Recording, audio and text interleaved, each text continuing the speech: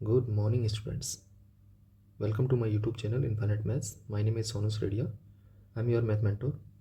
हमने हमारी पिछली क्लास में कंपोजिट फंक्शन स्टार्ट किया था. अगर आपने मेरी वो वाली वीडियो नहीं देखी है तो डिस्क्रिप्शन में जाकर देख सकते हैं. आज हम डिस्कस करने वाले हैं domain and range of the composite function, जो कि बहुत ही इंपॉर्टेंट टॉपिक है. अगर आप मेरे चैनल पर नए हैं तो please like share and subscribe my channel and press the bell icon, ताकि आपको मेरी वीडियो की नोटिफिकेशन सबसे पहले मिल सके.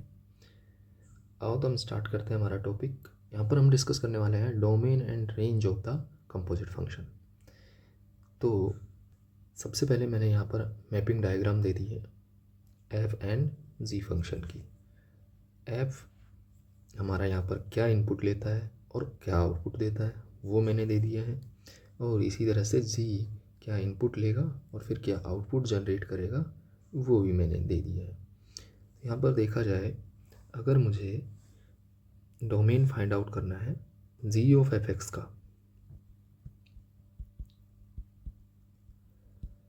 तो सबसे पहली बात, मेरा जो x है वो f के अंदर जाएगा.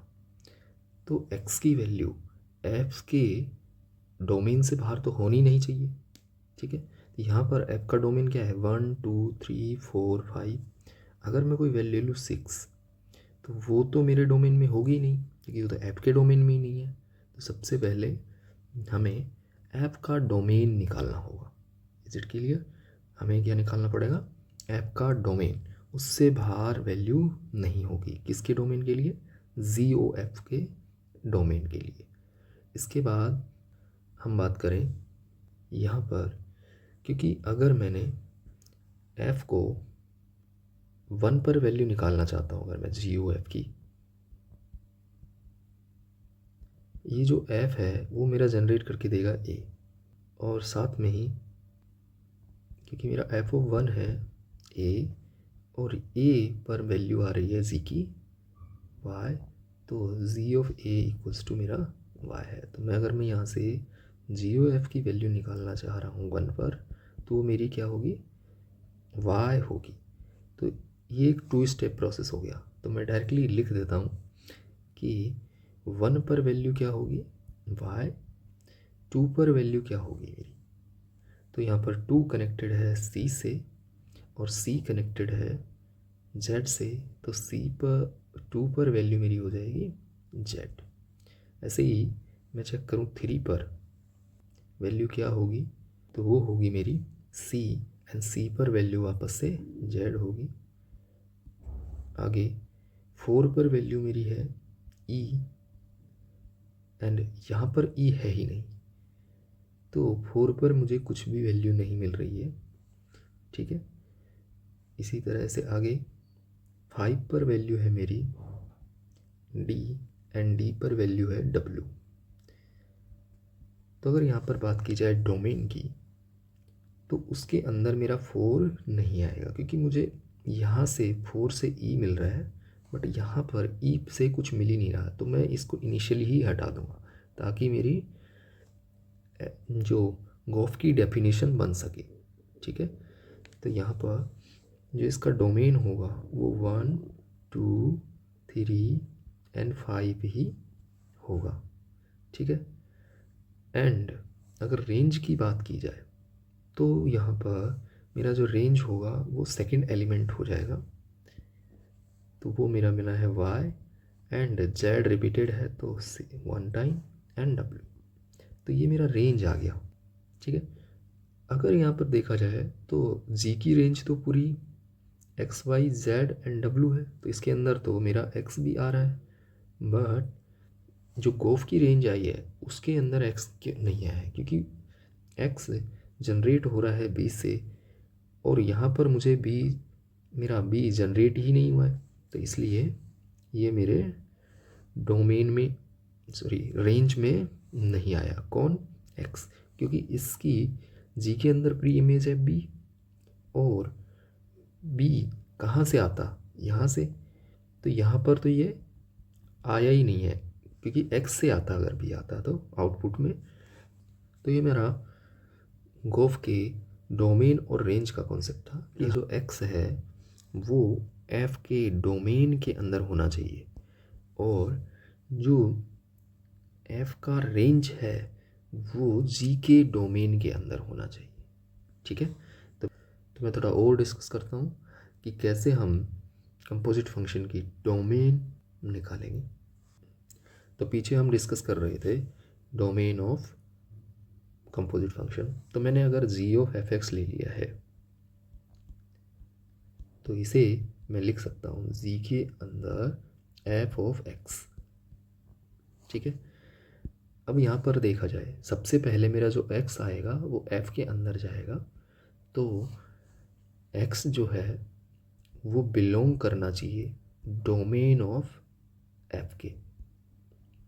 ठीक है, दूसरी चीज़, ये जो f बनेगा ये जा रहा है फिर मेरे z के अंदर, तो इस ये fx जो होगा ये हमारा होना चाहिए किसके अंदर, belongs to domain of z के अंदर। ठीक है, तो ये दो कंडीशन अप्लाई करके मैं किसी भी कंपोजिट फंक्शन का डोमेन फाइंड आउट कर सकता हूँ। साथ में ये भी बता देता हूँ मैं आपको कि मेरा जो कंपोजिट फंक्शन है, फंक्शन जी ओ एफ एक्स, ये डिफाइन कब होगा, ये तभी डिफाइन होगा जब मेरा फर्स्ट वाले जो अंदर वाला फंक्शन है उसका रेंज सबसेट बने किसका, डोमेन ऑफ जी का। ठीक है, तो ये आप ध्यान रखेंगे आगे के लिए। अभी मैं इस पर आ जाता हूँ अपना कि हम डोमेन कैसे फाइंड आउट करें। अगर आप ये वाला मेथड नहीं यूज़ करेंगे तो आपका आंसर रॉन्ग आएगा। मैं एक एग्जांपल के थ्रू समझाता हूँ आपको। अगर मेरा जी एक्स 2/x है, एफ एक्स मेरा 1/x है, तो यहाँ पर अगर मैं डोमेन ऑफ जी की बात करूँ तो वो होगा r-0, and domain of F की बात करूँ तो मेरा होगा r-0। तो अगर मैं डायरेक्टली अगर जी ओ एफ निकाल लेता हूँ यहाँ पर तो वो 2/f(x) हो जाएगा, एंड आगे जाके ये बन जाएगा 2/x। तो यहाँ पर देखने से लग रहा है कि इसका जो डोमेन है वो पूरा r ही हो जाएगा, लेकिन ये हमारा गलत हो जाएगा। क्यों? अगर हम ध्यान से देखें तो यहाँ पर लिखना है हमें जी ऑफ एफ एक्स। तो सबसे पहले x मेरा f के अंदर जाएगा, तो वो f के डोमेन से तो बाहर हो ही नहीं सकता। ठीक है, क्योंकि ये 2 स्टेप प्रोसेस है, तो f के डोमेन से बाहर नहीं हो सकता। तो सबसे पहला काम तो इसका जो डोमेन है r-0 होगा। इसके बाद मेरा जो f(x) है वो g के डोमेन में होना चाहिए, तो f(x) should belongs to domain of z। तो डोमेन ऑफ z क्या है, r-0, यानी 0 तो उसको होना नहीं चाहिए, यानी 1/x को नॉट इक्वल टू 0 होना चाहिए। बट यहाँ पर तो 1/x नॉट इक्वल टू 0 है, पर फिर भी x की वैल्यू मेरी कहाँ से कहाँ होगी, r-0 होगा। तो डोमेन ऑफ जो मेरा फोक होगा, सॉरी कॉफ होगा, वो बनेगा r-0। Is it clear? आगे हम कुछ क्वेश्चंस लगाते हैं ताकि हमें और फील हो कि हम डोमेन कैसे निकालें। तो यहाँ पर हमारा क्वेश्चन है f(x) equals to x+2/x+1 and gx equals to x+2/x। तो हमें निकालना है fog x and gof x का डोमेन।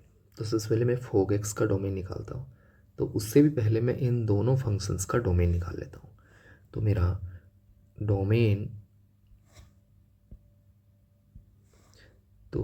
डोमेन ऑफ z क्या होगा, क्योंकि इसके डिनोमिनेटर में x है तो वो मेरा r-0 हो जाएगा। एंड डोमेन ऑफ f क्या होगा, वो मेरा हो जाएगा r-1, क्योंकि डिनोमिनेटर 0 नहीं होना चाहिए। तो x+1 नॉट इक्वल टू 0, तो x is not equal to -1। आगे हमें एफ ऑफ z का डोमेन निकालना है। तो यहाँ पर कंडीशन क्या अप्लाई करेंगे कि x should be belongs to domain of z and zx should be belongs to domain of f। ठीक है, तो x मेरा क्या है, ये बिलोंग होना चाहिए, डोमेन ऑफ z मेरा है r-0 एंड जी एक्स हो गया मेरा x+2 x-2 upon x belongs to domain of f। तो डोमेन ऑफ f है r-1 यानी this is not equal to -1। तो मैं इसको सॉल्व करूँगा तो ये बनेगा x-2 is not equal to -x को उठा के इधर लाऊंगा तो x is not equal to 1 आ जाएगा, यानी इसकी डोमेन में से मुझे 1 भी सब्ट्रैक्ट करना पड़ेगा। तो यहाँ से डोमेन ऑफ f(x) क्या आ जाएगा मेरा, r-0 ऑलरेडी हटा हुआ है एंड 1 भी मुझे हटाना है, तो ये बन जाएगा 0,1।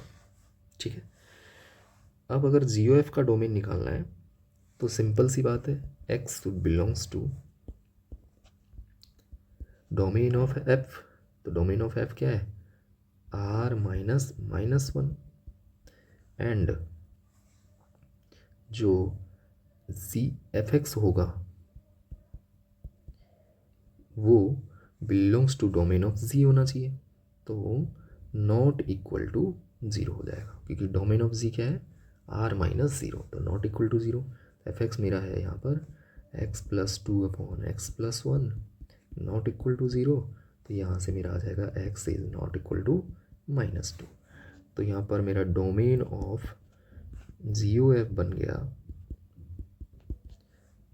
r-1 पहले से हटा हुआ है और मुझे -2 भी हटाना पड़ेगा। Is it clear? तो इस तरह से हम इन क्वेश्चंस को सॉल्व कर सकते हैं। तो यहाँ पर हम एक और क्वेश्चन देखते हैं। तो इसके अंदर हमें f(x) का डोमेन फाइंड आउट करना है। तो सबसे पहली बात, मुझे डोमेन ऑफ z मालूम होना चाहिए एंड डोमेन ऑफ f मालूम होना चाहिए। तो डोमेन ऑफ z क्या है, gx मेरा एब्सोल्यूट वैल्यू फंक्शन है, यानी मोड फंक्शन है, तो उसका डोमेन तो पूरा r होता है। ठीक है, एंड डोमेन ऑफ f की बात करूँ तो वो मुझे गिवन है -2 to 5। Is it clear? Now आगे देखा जाए तो हमें निकालना है f(x) का डोमेन। तो सबसे पहली बात, x should belongs to domain of z, तो वो तो r हो गया, x belongs to r। And दूसरी बात, जो gx जो होगा वो बिलोंग्स टू होना चाहिए डोमेन ऑफ f। तो यहाँ से बात की जाए, gx मेरा है मोड ऑफ 2x - 7 बिलोंग करना चाहिए -2 to 5 क्लोज ब्रैकेट। बट जो मोड फंक्शन होता है वो पॉजिटिव होता है हमेशा, इसलिए ये बन जाएगा mod of 2x - 7 belongs to 0 to 5। ठीक है, अब अगर मैं मोड हटाऊँ तो ये -5 to 5 हो जाएगा। सबसे पहले मैं ऐसे लिख लेता हूँ इसको, 2x - 7 का mod greater than 0 equal to and less than equal to 5। जब मैं मोड हटाऊँगा तो ये -5 to 5 हो जाएगा, यानी 2x - 7 greater than equal to -5 and less than equal to 5। अब मैं इनमें बहुत साइड 7 ऐड कर देता हूँ, तो ये मेरा 2x बच जाएगा greater than equal to 2 and less than equal to 12। आगे अगर x की बात करें तो मैं 2 से डिवाइड लगा दूंगा, तो x is greater than equal to 1 and less than equal to 6। तो अगर इस इंटरवल का और r का मैं इंटरसेक्शन लूँगा, क्योंकि एंड है दोनों के अंदर, तो मेरा x belongs to 1 to 6 close bracket. ठीक है, तो ये मेरा डोमेन हो गया, तो मेरा राइट आंसर हो जाएगा C। तो हमारा अगला क्वेश्चन है, fx गिवन है, gx गिवन है, तो मुझे domain of GOF(x) find out करना है। तो सबसे पहली बात, GOF(x) के लिए x should belongs to domain of f and fx should belongs to domain of z, क्योंकि सबसे पहले x को f के अंदर जाना है तो वो डोमेन ऑफ f में बिलोंग करना चाहिए, फिर fx को z के अंदर जाना है तो उसको डोमेन ऑफ z के अंदर बिलोंग करना चाहिए। तो मेरा डोमेन ऑफ ऐप क्या होगा, तो इसके लिए मैं क्या कर लेता हूँ कि फंक्शन मेरा एफ एक्स लॉग फंक्शन है, तो उसका जो इनपुट होता है वो ग्रेटर देन 0 होना चाहिए। तो यहाँ से x शुड लेस देन 2 आ जाएगा। आगे यहाँ से मेरा डोमेन ऑफ ऐप क्या हो गया, -∞ to 2 open. And domain of z की बात करें तो हमें मालूम है g(x) क्या है, √x है, तो रूट के अंदर की वैल्यू मेरी ग्रेटर दैन इक्वल टू 0 होनी चाहिए। तो यहाँ से डोमेन ऑफ z आ गया मेरा 0 to ∞। ओके, नाउ सबसे पहली बात x को f के डोमेन में होना चाहिए, तो यानी x should belongs to -∞ to 2 open. दूसरी बात f(x) को g के डोमेन के अंदर होना चाहिए, तो f(x) मेरा है log base half bracket 2 - x belongs to domain of z, यानी कि this should be greater than equal to 0। Now अगर मैं लोगो हटाता हूँ और बेस यहाँ पे लेस देन 1 है तो इनइक्वलिटी का साइन चेंज हो जाएगा, 2 - x less than equal to half raise to the power 0। आगे ये बनेगा 2 - x less than equal to 1, x को उठा के ये 2 को उठा के उधर ले जाता हूँ, तो -x less than equal to -1, x is greater than equal to 1। ये मेरा इंटरवल आ गया। तो अब इन दोनों का मुझे क्या लेना है, कॉमन लेना है, इंटरसेक्शन लेना है। तो यहाँ से डोमेन आ जाएगा मेरा इक्वल्स टू इंटरसेक्शन हो गया, क्योंकि यहाँ से x जो है 1 से ग्रेटर है, यहाँ x -∞ to 2 है, तो यहाँ पर मेरा x आ जाएगा 1 2 2, 1 पर क्लोज एंड 2 पर ओपन। तो ये मेरा राइट आंसर हो जाएगा। यहाँ पर हम डिस्कस करने वाले हैं रेंज ऑफ कंपोजिट फंक्शन। हमने मैपिंग डायग्राम से तो डिस्कस कर ही लिया है कि हम रेंज कैसे फाइंड आउट करते हैं। जो हमारे आउटपुट्स होते हैं अल्टीमेट, वही हमारे रेंज बनते हैं। बट हम यहाँ पर देखेंगे कि मेथड क्या है, उसका फाइंड आउट कैसे करेंगे, क्वेश्चन में अप्लाई कैसे करेंगे। तो मुझे GOF की रेंज फाइंड करनी है, तो सबसे पहले मुझे f(x) की रेंज फाइंड करनी होगी, क्योंकि यही जाकर आगे z का डोमेन बन रहा है। तो मैं सबसे पहले रेंज ऑफ f फाइंड करूँगा, जिसको आगे डोमेन ऑफ z लेट करके मैं z का डोमेन फाइंड करूँगा, सॉरी g का रेंज फाइंड करूँगा। ठीक है, और ये जो रेंज मिलेगा z का, f के रेंज को डोमेन लेट करने के बाद जो रेंज मिलेगा जी का, वही मेरा क्या हो जाएगा, गोफ का रेंज हो जाएगा। ठीक है, आगे हम एक क्वेश्चन की हेल्प से समझते हैं कि रेंज एक्चुअली फाइंड कैसे करता है। क्वेश्चन है हमारा, if f(x) equals to sin x and gx equals to ln x, then find the range of गोफ x एंड फॉग x। तो मेरा f(x) है sin x एंड gx है ln x। तो यहाँ पर हमें फर्स्ट में फाइंड आउट करना है रेंज ऑफ गोफ x। तो सबसे पहले मुझे रेंज ऑफ f(x) मालूम करनी है। तो रेंज ऑफ f(x) क्या होगी, क्योंकि रेंज f(x) मेरा sin x है, तो इसकी रेंज होती है -1 to 1। ठीक है, अब मुझे इसको, ये जो रेंज ऑफ f निकला है, इसको डोमेन ऑफ z लेट करते हुए g का रेंज फाइंड करना है। रेंज ऑफ z मुझे फाइंड करना है। ठीक है, तो इसके लिए क्योंकि मेरा डोमेन हो गया -1 to 1, तो ln x की रेंज क्या होगी इस इंटरवल के अंदर, क्योंकि मुझे मालूम है ln x इंक्रीजिंग फंक्शन है। अगर मैं खाली ln x का ग्राफ बनाता हूँ तो कुछ इस तरह का होगा, लेकिन यहाँ मोड लगा हुआ है तो इसकी एक इमेज भी आ जाएगी लेफ्ट हैंड साइड में, तो वो कुछ इस तरह से होगा। ठीक है, आगे मुझे लेना है -1 to 1, तो ये मेरा -1 हो गया और ये 1 वैल्यू होगी। इनके बीच में वैल्यू देखनी है किसकी, y की। ठीक है, तो इस ग्राफ का मैं प्रोजेक्शन देख लेता हूँ y एक्सिस पे, ये मेरा 0 है, तो ये कुछ इस तरह का होगा। तो यहाँ पर अगर इसकी रेंज देखी जाए, रेंज ऑफ जी वो मेरी बनेगी क्या, माइनस इन्फिनिटी टू ज़ीरो, यहाँ पे क्लॉज ज़ीरो है, minus infinity two clause zero.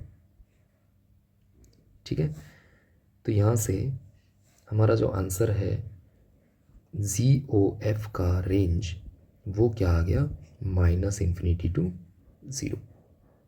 Is it clear? हम सेकंड वाले पार्ट को देखते हैं। आगे हमें फोग एक्स की रेंज निकालनी है। तो सबसे पहले मैं जी एक्स की रेंज निकालूंगा।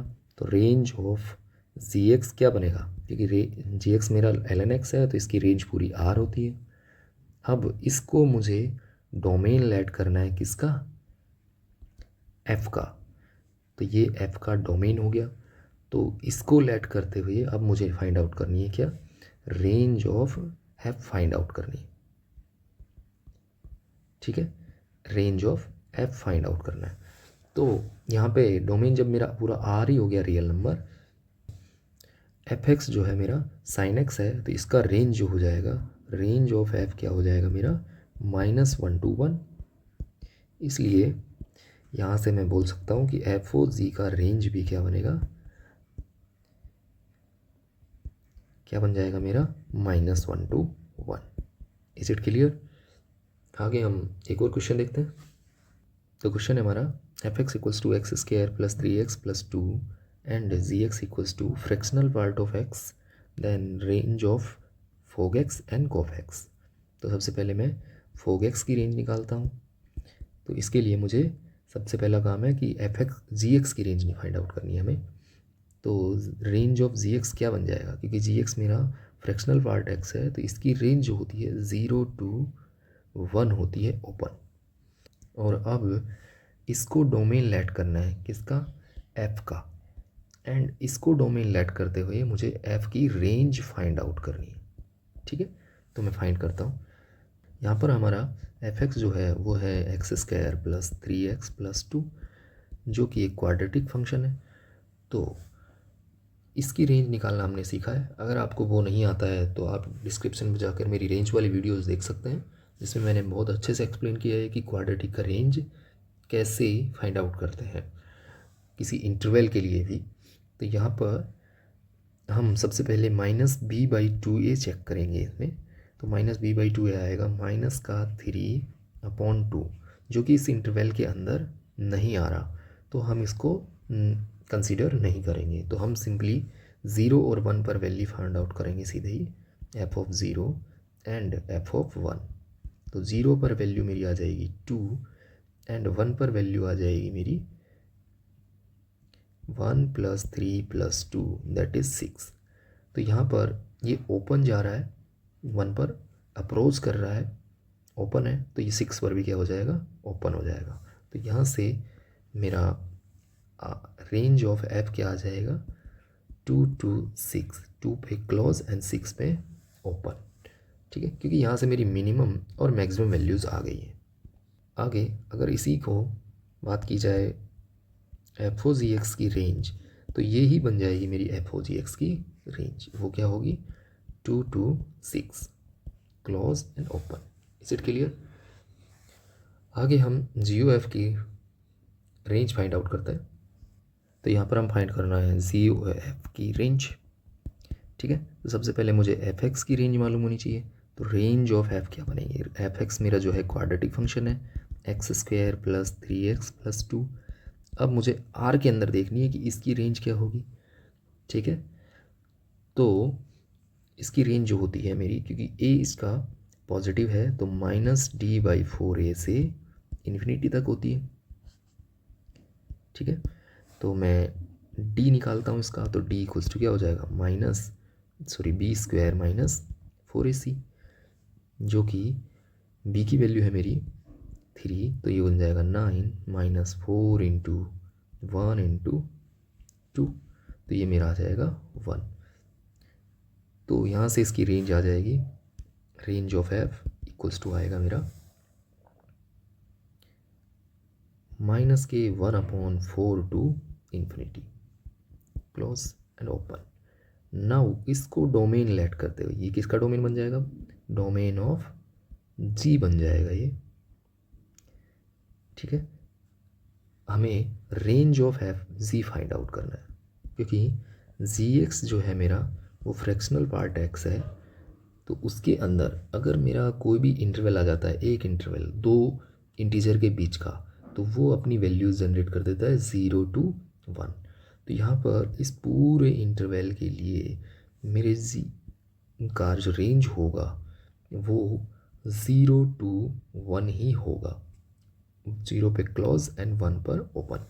तो यहाँ से मैं बोल सकता हूँ कि मेरे गोफ एक्स का भी रेंज जो है वो क्या बनेगा, 0 to 1 ही बनेगा, 0 पे क्लोज एंड 1 पे ओपन। तो भाई आज के लिए इतना ही, मिलते हैं हम नेक्स्ट क्लास में। अगर आपको वीडियो अच्छी लगी हो तो please like share and subscribe my channel. Thank you for watching this video.